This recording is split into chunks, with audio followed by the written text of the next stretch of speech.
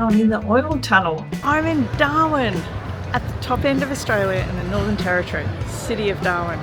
Come have a look at the World War II Underground Museum in the oil tunnels in Darwin, Australia. The Darwin Oil Storage Tunnels were built during World War II to protect the oil stored in the Australian city of Darwin from the Japanese bombing. More than 188 Japanese aircraft attacked Darwin's harbour and airfield. They are below the cliffs of Darwin City in the Darwin Wharf precinct on Kitchener Drive as part of the waterfront precinct.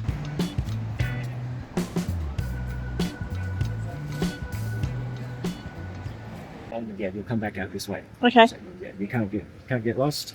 Feel free. Yep. Video, take photos. There is a lot of information in there. Mm-hmm. So yeah, anything piques your interest? Yeah, go for it. Thank you. All right.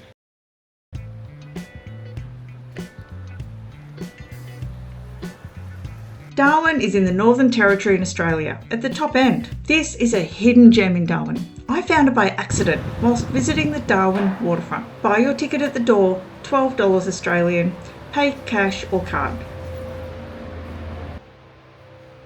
Wow. It's open from 9 a.m. to 4 p.m. daily, from May to September, and 9 a.m. to 1 p.m. from October to April. There is a tunnel to walk through and lots of history to be read if you're interested. I asked how long does it take to look through. He said some people go through very fast. Don't read anything, take photos, in and out in 15 minutes. Some people take 2 hours in there if you want to read everything. The pump room originally designed to house 2 diesel pumps to relocate bulk oil in and out of these storage tanks. These tunnels were opened for visitor access in 1992 at the 50th anniversary of the bombing of Darwin. This sculpture man is constructed from salvaged items from crashed World War II aircraft and a bombed ship. 19th of February 1942, World War II. More than 188 Japanese aircraft attacked Darwin's harbour and airfield. It was the first and largest foreign attack ever mounted on Australia. Tunnel 6 is through there. That tunnel is 77 metres long. That tunnel was used commercially by a local Golden Fleece distributor to store kerosene for aviation fuel in the early 1950s. However, unfortunately, the tunnel imploded in 1955 and was decommissioned. Okay, that one's full of water, and there's the water coming down there. It's being pumped out, I think.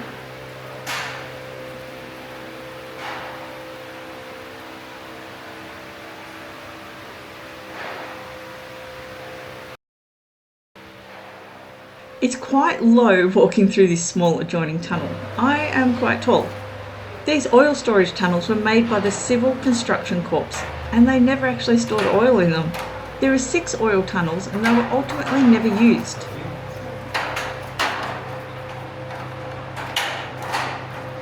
It's actually very wet and mushy down there underfoot.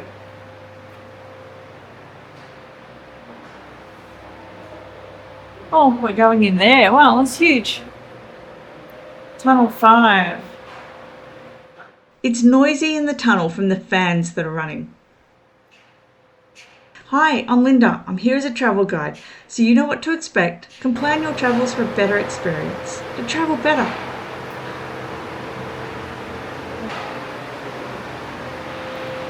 Right, now we're going to go around. Woo! It's huge. Look at that.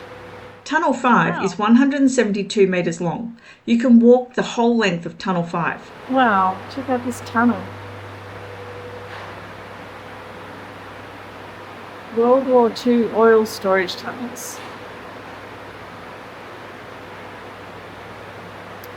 Wow. The tunnels are horseshoe shaped. They're constructed of concrete and are steel lined. The concrete shell is 635 millimetres thick at the top, 533 mm thick at the sidewalls, and 350 millimetres thick on the floor. You can read about the tunnels, the engineering, the construction, the challenges, learn about life in Darwin in World War II. The tunnel is lined with history information about Darwin and World War II. There is a lot to read if you are interested. You can see the steel-lined walls and the concrete floor. They have removed the steel from the floor so as we can walk on the concrete.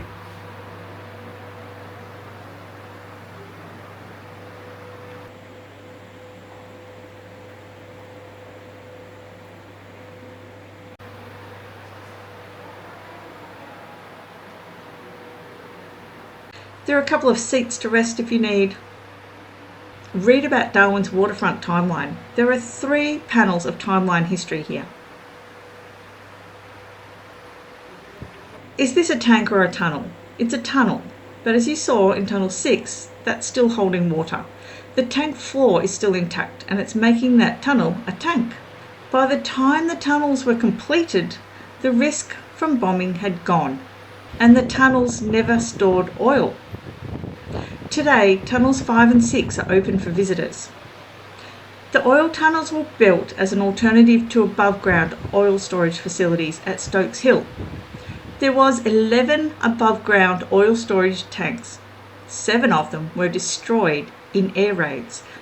A bomb-proof option was needed for the storage of oil. The plan was to build 11 underground tunnels.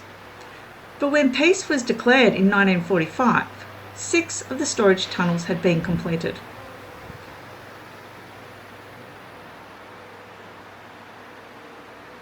Up towards the end is some artworks.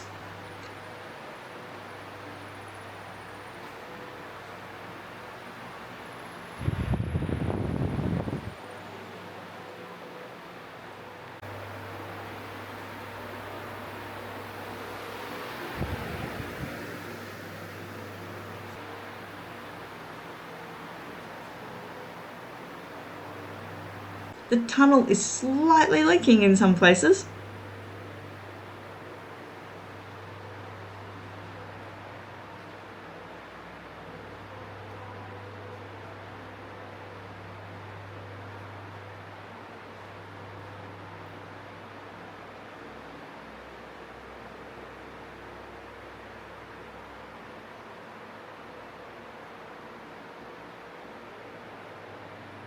See the damage to the steel lining on the walls, with the concrete beneath. Emergency exit only through there.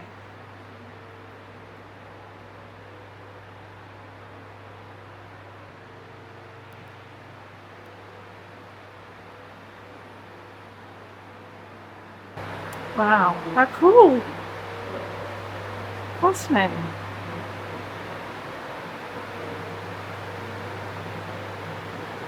Then turn around and go back the way I came.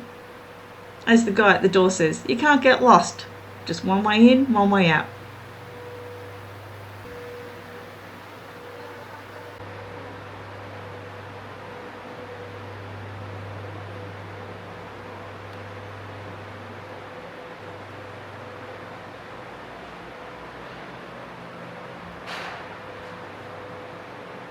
Frequently asked questions on the wall here. Back through the tunnel to the pump room. There are numerous museums in Darwin where you can learn so much more about the World War II and Darwin's involvement. This is just one of them. This is a smaller one and underground. I reckon you could spend 3 days doing war museums in Darwin. Gonna have another quick look through there at tunnel 6 and then back through the access tunnel.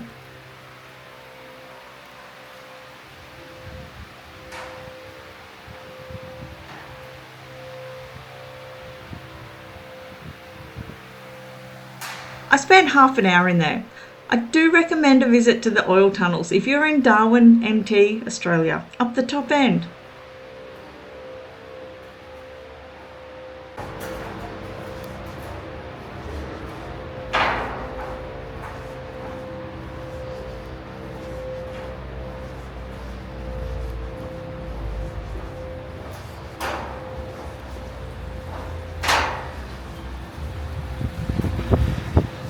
Hit that like button and subscribe button if you like this. Fascinating, thank you. That's it? No, right. See? I do. Yes, I wasn't disappointed.